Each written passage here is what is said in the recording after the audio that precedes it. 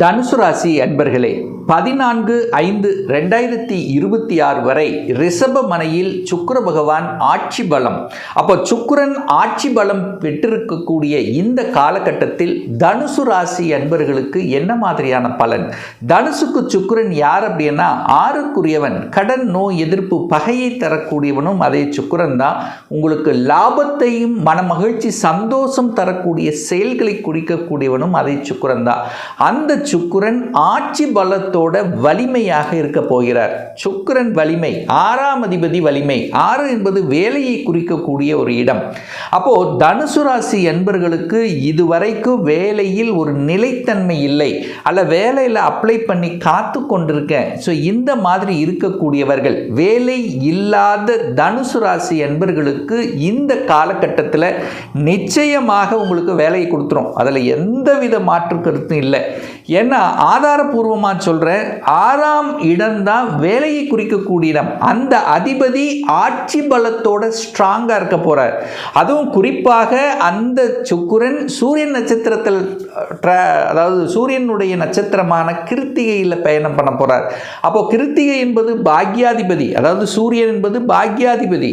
அந்த பாக்யாதிபதி இப்போ உச்சபலத்தோடு இருக்கார். அப்போ நிச்சயமாக வேலை காத்து கொண்டிருக்கின்ற, வேலையை மாறக்கூடிய அம்சத்தில் இருக்கக்கூடியவர்களுக்கெல்லாம் நல்லது நடக்கக்கூடிய ஒரு அற்புத காலகட்டமாக அமைய போகிறது.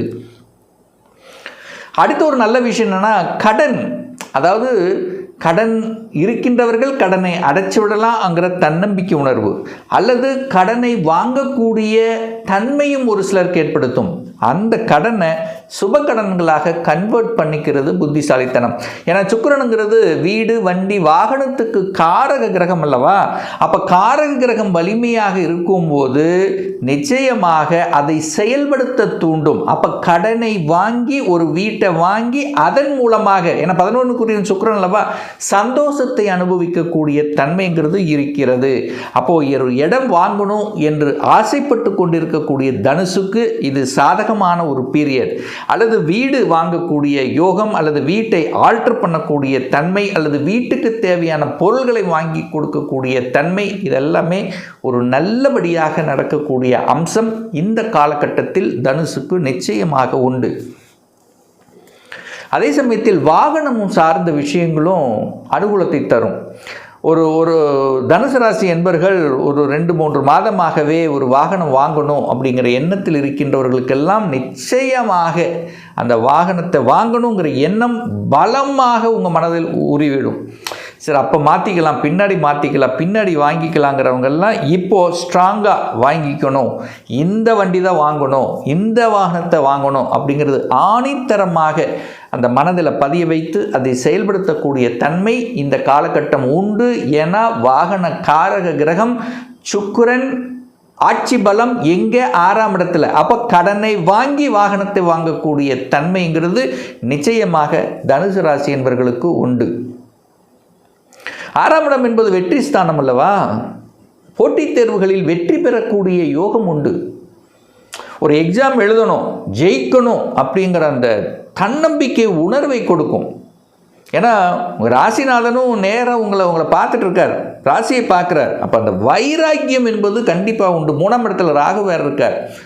அப்போது தான் ஆசைப்பட்டது அடையணும் அப்படிங்கிற அந்த உத்வேகத்துடன் போராடக்கூடிய தன்மை, அதில் வெற்றியடையக்கூடிய தன்மை இந்த காலகட்டம் உண்டு. புதிய ஒப்பந்தங்கள் கிடைக்கப் பெறக்கூடிய ஒரு காலகட்டமாக அமையும்.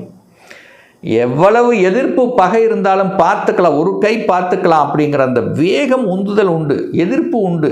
அந்த எதிர்ப்பாளர்கள் இனங்கண்டு கொண்டு அதற்கு தகுந்த மாதிரி செயல் திட்டம் தீட்டக்கூடிய தன்மை உண்டு. ஸோ இதனால் வரைக்கும் இவங்க தான் நமக்கு எதிரி அப்படின்னு தெரியாமல் இருந்திருக்கக்கூடிய தனுசுக்கு இப்போ இந்த காலகட்டம் தெரிந்துவிடும். இவங்க தான் நமக்கு எதிரி, இவங்க தான் நமக்கு அப்படிங்கிற தன்மை உங்களுக்கு தோணி அதுக்கு தகுந்த மாதிரி செயல்படக்கூடிய வல்லமை, ஆற்றல், புத்திசாலித்தனம் இந்த காலகட்டம் சிறப்பு பெறும் இந்த தனுசு ராசி அன்பர்களுக்கு. அதே சுக்கிரன் தான் லாபாதிபதி. அப்போது ஒரு கடனை கொடுத்தாலும், ஒரு எதிர்ப்பை கொடுத்தாலும் அதன் மூலமாக எனக்கு லாபம் கிடைக்கணும் அப்படிங்கிற தன்மை இருக்குது.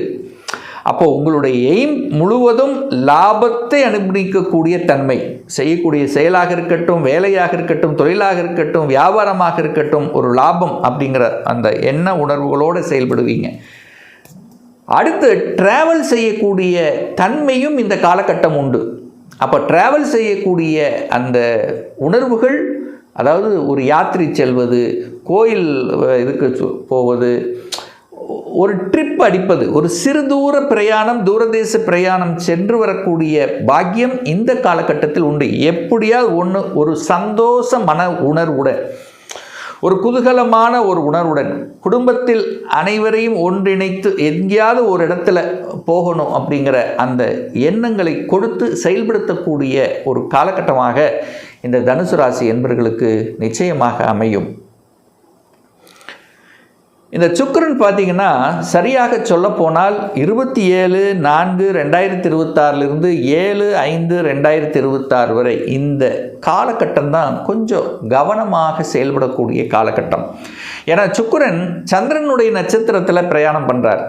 அதாவது சுக்கிரன் ரிஷபத்தில் இருக்கக்கூடிய சுக்கிரன் ரோகிணி நட்சத்திரத்தில் செயல்படக்கூடிய காலம். அது எப்போ வருதுன்னா இந்த காலம், நம்ம சொன்ன காலம். அந்த காலம் சுக்கிரன் 6ஆம் இடத்தில் இருக்கார். சந்திரன் என்பது 8ஆம் அதிபதி. 6, 8 கனெக்ட் ஆகுது. ஸோ இந்த காலகட்டத்தில் கவனமாக செயல்பட வேண்டும். என்ன மாதிரி கவனம்? ஹெல்த் விஷயத்தில் அக்கறை எடுத்துக்கொள்ள வேண்டும். ஏற்கனவே தனுசு ராசி என்பர்கள், தனுசு லக்னத்தில் பிறந்தவர்களுக்கு ஒரு சுகர் இருக்குன்னா இந்த காலகட்டம் அதிகப்படுத்தும்.